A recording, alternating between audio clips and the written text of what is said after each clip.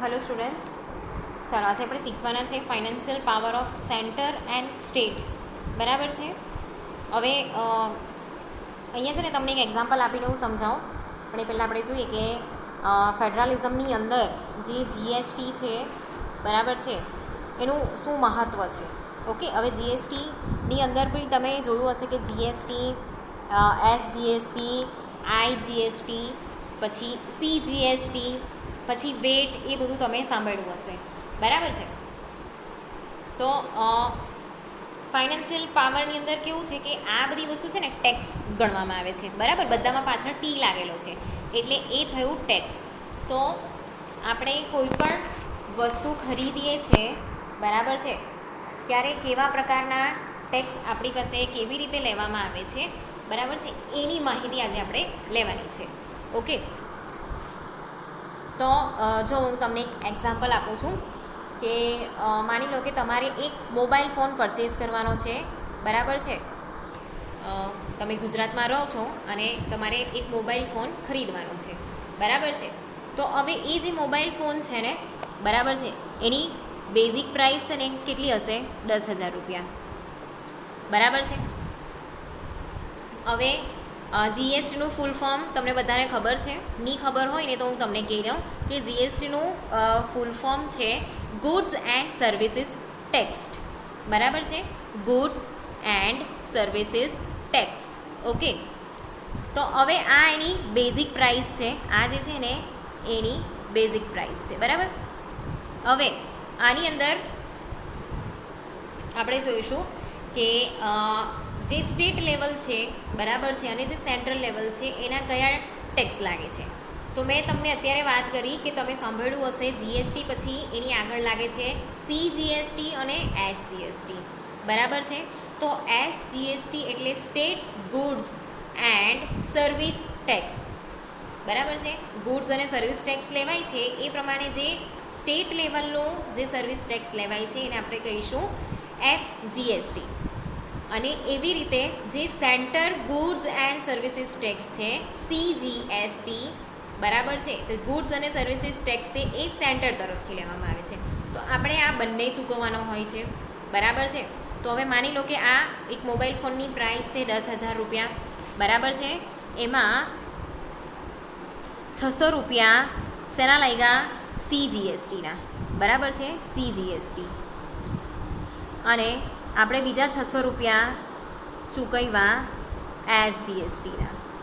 Okay, એટલે કેટલા થયા? આપણે કાઉન્ટ કરીએ.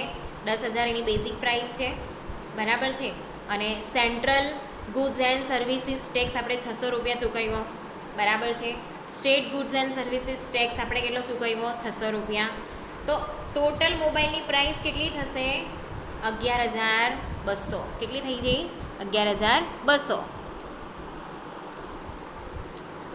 11,200 જે છે એ એની ટોટલ પ્રાઇસ થવાની મોબાઈલ ફોનની. બરાબર છે. તો અહીંયા જે ટર્મ છે એસજીએસટી, બરાબર, અને જે સીજીએસટી, બરાબર છે, એમાં આપણે 600 રૂપિયા કરીને 1,200 રૂપિયા આપણે ટેક્સ ચૂકવેલો કહેવાય. બરાબર છે, એક મોબાઈલની ઉપર. એટલે જ્યારે પણ આપણે કોઈ પણ વસ્તુ લઈએ ને, બરાબર છે, તો ત્યાં લખેલું હોય કે ઇન્ક્લુડેડ ઓલ ટેક્સીસ. તો આ જે ટેક્સીસ જે છે એની અંદર જે જીએસટી આવે છે, એસજીએસટી, સેન્ટ્રલ લેવલનું જે સીજીએસટી છે એ, બરાબર છે, પછી સેન્ટ્રલ એક્સાઇઝ ડ્યુટી. એક્સાઇઝ એટલે જે આબકારી જકાત આપણે ભરીએ છીએ એ. બરાબર છે. પછી એવી ડ્યુટીઝ ઓફ એક્સરસાઇઝીસ, બધા બહુ બધા એક્સરસાઇઝીસ આવે છે. બરાબર છે. કેમ કે બધી વસ્તુ જે છે એને છે આપણે ઇઝીલી નથી ખરીદી શકતા. કેટલીક વસ્તુ નુકસાનકારક પણ હોય. બરાબર છે. પછી એની અંદર બીજી એડિશનલ ડ્યુટીઝ આવે, કસ્ટમ્સ માટેની આવે. બરાબર છે. બહુ બધી એવી અલગ અલગ ડ્યુટીઝ આવે છે જે આપણે ટેક્સ એઝ અ ટેક્સ આપણે પે કરવાની છે. બરાબર છે. તો આપણે આ જે 1,200 રૂપિયા ચૂકવ્યા એક મોબાઈલ ફોનની ઉપર, બરાબર છે, એને આપણે ટેક્સ તરીકે ચૂકવીએ છીએ આપણા ગવર્મેન્ટને. બરાબર છે. તો એક મોબાઈલની પાછળ સાંભળો આપણે 1,200 રૂપિયા ચૂકવ્યા છે. બરાબર છે. એવી રીતે આપણે કોઈ પણ પ્રોડક્ટ ખરીદીએ, કોઈ પણ હોય, એક નાનામાં નાની પાણીની બોટલ હોય 10 રૂપિયાની, એની પાછળથી આપણે ટેક્સ ચૂકવીએ છીએ. બરાબર છે.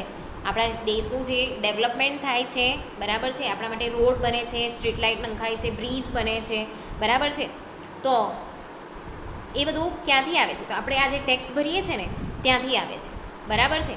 જે ગરીબી રેખાની નીચે જે લોકો આવતા હોય, બરાબર છે, એ લોકોના ડેવલપમેન્ટ માટે જે યોજનાઓ બહાર પાડવામાં આવે છે, એની સાથે સાથે જેટલા બી સિટીઝન છે એ લોકોના ડેવલપમેન્ટ માટે જે યોજનાઓ બહાર પાડવામાં આવે છે, મફત શિક્ષણ આપવામાં આવે છે, બરાબર છે.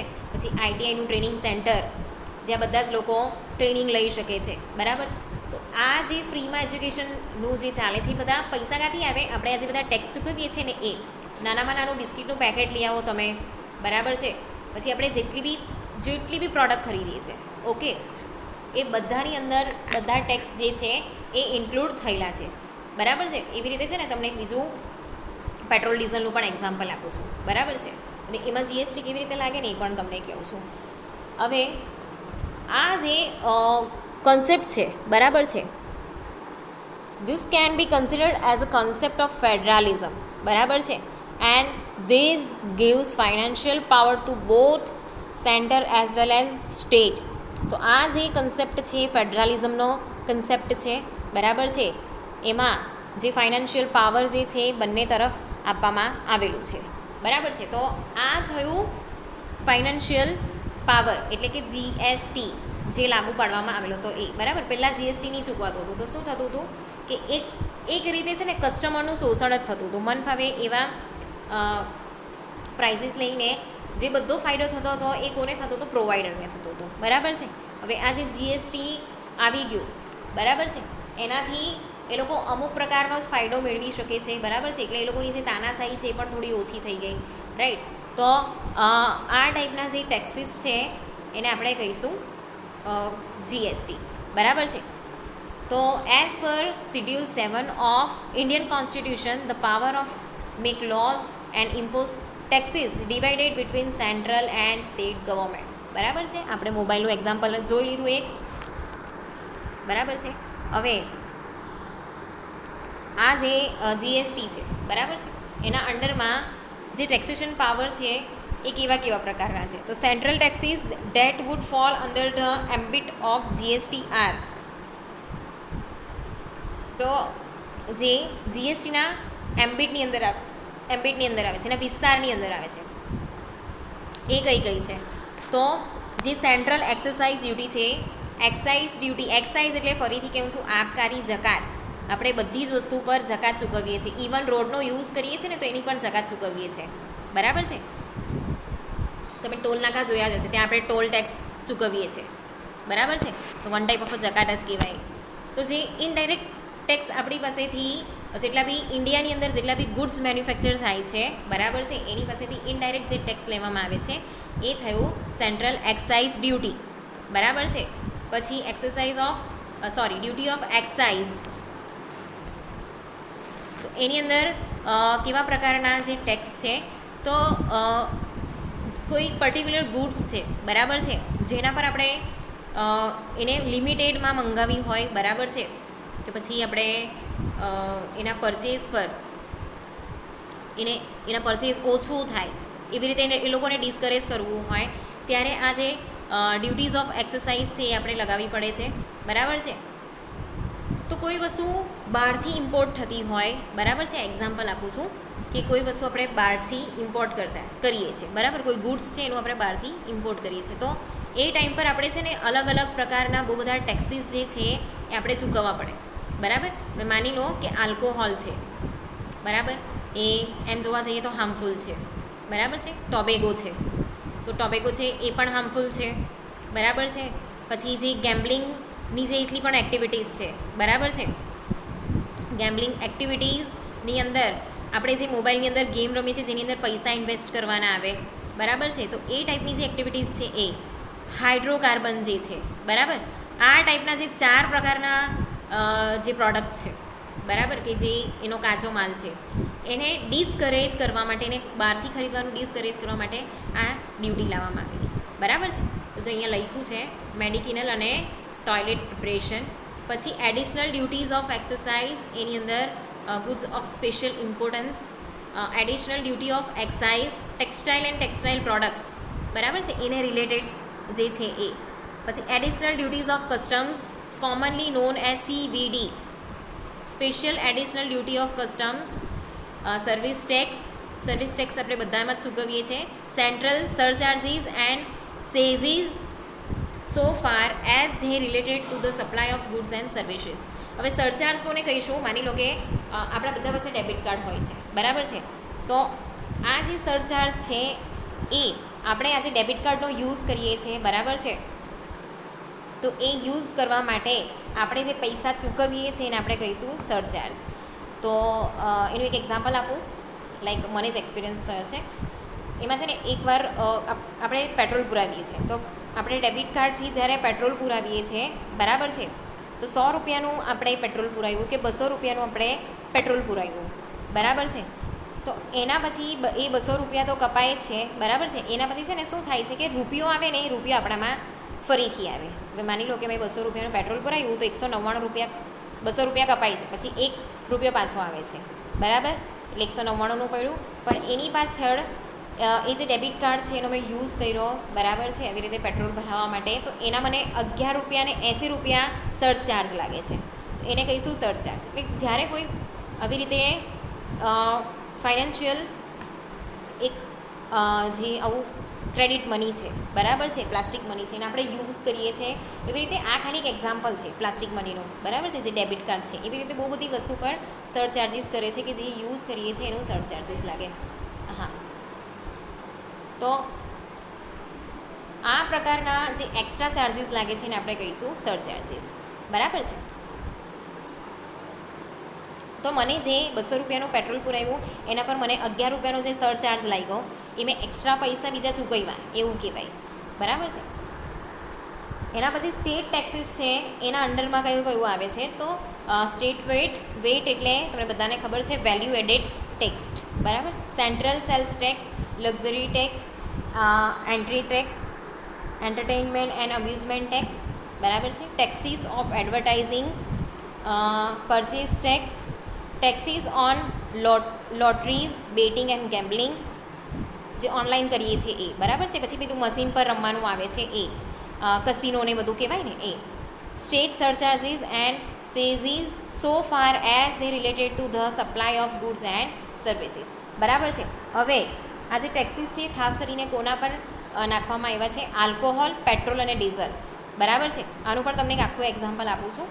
The central government has decided to keep alcohol, petrol and diesel out of the GST, and state government has retained the power to tax sales of petroleum products and potable liquor with themselves. Both state and central government charges taxes on alcohol, petrol and diesel. However, taxes on alcohol, petrol and diesel vary states to state. There are no fixed tax charges on alcohol, petrol and diesel, બરાબર છે. ખાસ કરીને આ લોકો પર આ બધા જ ટેક્સીસ લગાવવામાં આવે છે જે ઉપર બતાવ્યા ને એ, બરાબર છે, આલ્કોહોલ, પેટ્રોલ અને ડીઝલની ઉપર. એનું તમને એક્ઝામ્પલ હું બતાવું છું, બરાબર. તો એ સ્ટેટ વાઇઝ અને સેન્ટ્રલ ગવર્મેન્ટ અને સ્ટેટ ગવર્મેન્ટ બંને એ ચાર્જ કરે છે, બરાબર છે. પણ એ અલગ અલગ સ્ટેટ વાઇઝ આના ચાર્જીસ અલગ અલગ છે, બરાબર, જ્યારે સેન્ટ્રલમાં એક સરખા છે. ચાલો, તો જો હવે હું તમને છે ને એક્ઝામ્પલ આપું છું. માની લો કે ક્રૂડ ઓઇલ છે, બરાબર છે, એની પર લીટર પ્રાઇસ 24 રૂપિયા ને 27 પૈસા છે, બરાબર. જે ક્રૂડ ઓઇલ છે ને એની પ્રાઇસ 1 લીટર, બરાબર છે. હવે એનો રિફાઇનિંગ અને લોજિસ્ટિક ચાર્જ છે, બરાબર છે, એ થયો 14 રૂપિયા ને 29 પૈસા, બરાબર છે. 24 રૂપિયા જે છે, 24 રૂપિયા ને 27 પૈસા એનો ઓરિજિનલ ભાવ છે પર લીટર ક્રૂડ ઓઇલનો. એમાં 14 રૂપિયા ને 29 પૈસા જે છે એની રિફાઇનિંગ અને લોજિસ્ટિક ચાર્જીસ થયો, રિફાઇનિંગ ને બધું કરીએ એ, બરાબર છે. પછી 13 રૂપિયા ને 83 પૈસા જે છે એની એક્સાઇઝ ડ્યુટી છે, બરાબર છે, જે જકાત ભરવામાં આવે છે. અને રોડ સીઝીસ છે એ, રોડનો ટેક્સ ચૂકવાય છે એ, જે કોના દ્વારા ચાર્જ કરવામાં આવે છે? સેન્ટ્રલ ગવર્મેન્ટ દ્વારા, બરાબર છે. હવે એમાં 2.5 રૂપિયા એટલે કે 2.5 રૂપિયા કોનું કમિશન છે? પેટ્રોલ પંપ ડીલર્સનું. બરાબર છે. ઓકે. હવે આની અંદર છે ને પાછો additional VAT value added tax, બરાબર છે, એ માની લો કે 20% છે, બરાબર છે, પ્લસ બીજા 4% એડિશનલ ટેક્સ. આ જે છે ને એડિશનલ ટેક્સ વેટ છે ને, બરાબર છે, એ કેટલો છે? 20%, બરાબર છે. એની પર જે વેટ છે ને એ 4% છે, બરાબર છે. જે વેટ છે ને એ 4% છે. એની પર જે એડિશનલ વેટ ચૂકવીએ છીએ એ 20% છે, બરાબર છે. તો હવે 20% અહીંયા માની લો કે 10 રૂપિયાને 97 પૈસા છે, બરાબર છે. અને જે વેટ છે એ છે 2 રૂપિયાને 64 પૈસા, બરાબર છે. હવે આપણે આ બધાનું જે ટોટલ અમાઉન્ટ કરીએ. હવે આ જે વેટ છે ને, આ વેટ, ઓકે, આ જે છે ને એ સેન્ટ્રલ ગવર્મેન્ટમાં જાય છે, બરાબર છે. અને આ જે છે ને એ સ્ટેટ ગવર્મેન્ટ છે. વેલ્યુ એડેડ ટેક્સ છે ને એ સ્ટેટ ગવર્મેન્ટ લે. તો આ 20% પ્લસ 4%, એટલે કે 10 રૂપિયા 97 પૈસા ને 2 રૂપિયાને 64 પૈસા, આ જે છે એ કોના દ્વારા ચાર્જ કરવામાં આવે છે? સ્ટેટ દ્વારા, બરાબર છે. અને આ જે 13.83 પૈસા છે એ કોના દ્વારા ચાર્જ કરવામાં આવે છે? સેન્ટ્રલ ગવર્મેન્ટ દ્વારા, બરાબર છે. આ બધાની આપણે ટોટલ પ્રાઇસ કરીએ તો 68 રૂપિયાને 50 પૈસાનું આપણે લીટર પડે છે, બરાબર. એની ઓરિજિનલ પ્રાઇસ કેટલી છે? 24 રૂપિયાને 27 પૈસા ક્રૂડ ઓઇલની, બરાબર છે. પછી એ રિફાઇન થાય, એના પર જે રોડ ટેક્સ છે લાગે, એક્સાઇઝ ડ્યુટી લાગે, જે સેન્ટ્રલ ગવર્મેન્ટ લગાવે છે, બરાબર છે. એના પછી પેટ્રોલ પંપવાળાનું કમિશન હોય, જે સ્ટેટ લેવલની ગવર્મેન્ટ છે એ લોકો વેટ લગાવે, એમાં એડિશનલ વેટ લાગે, બરાબર છે. તો આપણને ટોટલ 1 લીટરનો જે ભાવ છે કેટલાનું પડ્યું? 68.50 રૂપિયાનું, બરાબર છે. તો આમ જે એક્સાઇઝ ડ્યુટી છે એ કોના દ્વારા ચાર્જ કરવામાં આવે છે? સેન્ટર દ્વારા. અને જે વેટ છે એ કોના દ્વારા ચાર્જ કરવામાં આવે છે? સ્ટેટ દ્વારા, બરાબર છે. જ્યારે જે એક્સાઇઝ ડ્યુટી અને રોડ સેસ છે, બરાબર છે, એ બંનેની અંદર ડિવાઈડ થઈ જાય છે, same across the all nation, બરાબર છે. State have power to change VAT and some additional cess as per their requirement. જે એડિશનલ વેટ અને જે વેટ છે એ સ્ટેટ લેવલે અલગ અલગ હોય છે, બરાબર. એટલે બધા સ્ટેટમાં એનો પેટ્રોલનો ભાવ છે એ અલગ અલગ હોય છે. ઓકે, આમ સમજ પડી ગઈ જે જીએસટી છે, એસજીએસટી છે અને સીજીએસટી છે એ કેવી રીતે કામ કરે છે, બરાબર છે. આ થયા financial power of our country.